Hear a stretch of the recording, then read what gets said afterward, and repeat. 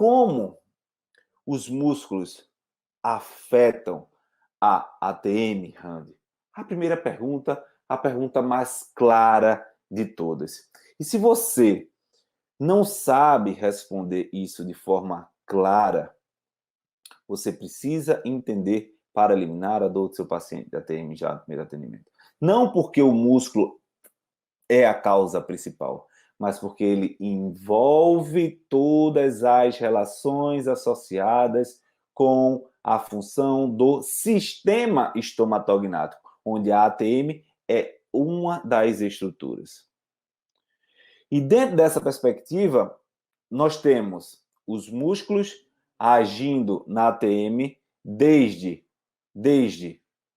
a abertura da boca, o fechamento da boca, a lateralização de um lado ou outro, a protrusão com a retrusão, mas também relacionando com a função da língua. Da língua. Não sei se você já atendeu pacientes com dores na ATM, onde ao engolir aumenta a dor, ao movimentar a língua sente tensão nessa região mais profunda. Mas é extremamente importante essas relações. E a partir daí, como você não entender essas relações musculares pode prejudicar o andamento do seu tratamento, tá? Então, dentro de um processo de raciocínio clínico, onde a função do músculo é de realizar movimento, existem algumas formas do músculo afetar o corpo do paciente e o sistema estomatognático.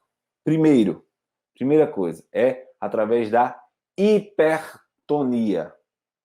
A hipertonia muscular é um dos fatores que levam à disfunção da ATM e dores orofaciais. Mas não porque o músculo quer, não porque o músculo está afetado porque ele quer, mas porque existe uma razão funcional. E aí é o que está, e dá o detalhe obscuro dentro do processo, que faz com que muitas vezes você erre nisso, e é sobre isso também que eu vou falar. Dentro do processo, a hipertonia. A hipertonia é quando nós temos o músculo, por exemplo, bem clássico, o masseter, que realiza o fechamento da boca, e esse masseter, com seu ramo inervado, com seus feixes inervados pelo nervo trigêmeo, ramo mandibular, e sua origem e inserção relacionado com o arco zigomático e com o ângulo da mandíbula.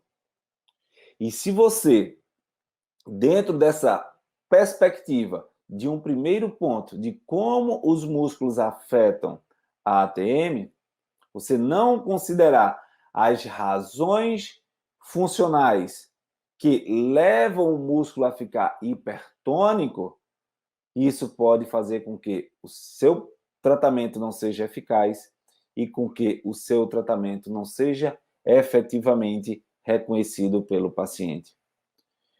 E por isso que a massagem, o dry needling,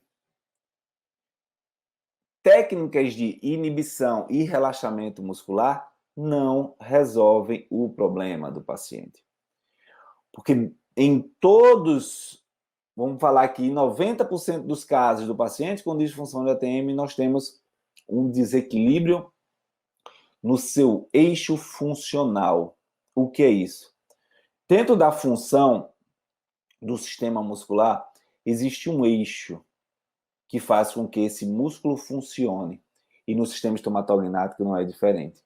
E esse eixo vem a partir dos nervos, que gera a informação contrátil, que pode estar comprometida. Tanto pela sua eferência, pelo seu comando, como pela sua aferência, que é a resposta que vem do corpo para poder agir com uma contração. Além disso, nós temos os desequilíbrios para esse tônus em relação à origem e inserção muscular.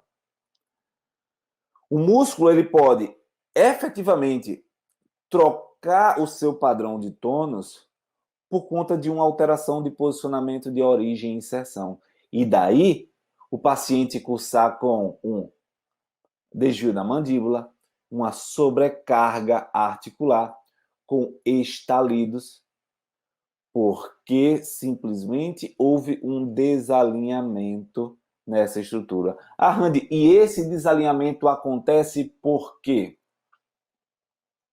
Os desalinhamentos no crânio, tá? Muitas vezes eles estão pregressamente, tipo, desde a infância já, gerando uma assimetria. Se você for olhar para o paciente, existe uma assimetria, uma torção, eles não são tão alinhados, primeiro ponto. Ou existe história de traumas na região que afetou o posicionamento de origem e inserção, como também gerou uma contração, uma hipertonia rebote protetora devido aos traumas. No homem, principalmente, o que mais acontece no homem de traumas que pode afetar essa aferência, essa relação neurofisiológica, essa relação muscular?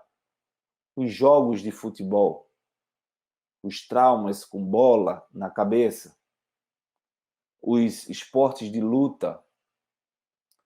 Tudo isso gera fixações, desalinhamentos, desequilíbrios, cisalhamentos das suturas, das articulações cranianas.